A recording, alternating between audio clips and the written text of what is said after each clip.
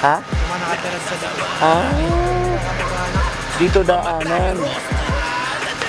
Ganun. Maraming bata. Mga bata-batuta. Madali kaya ko may lupo, no?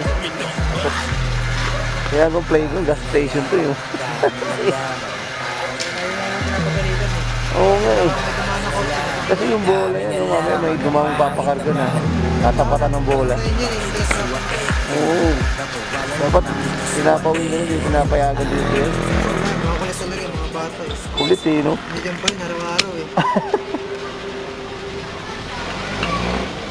Mga bata-batuta.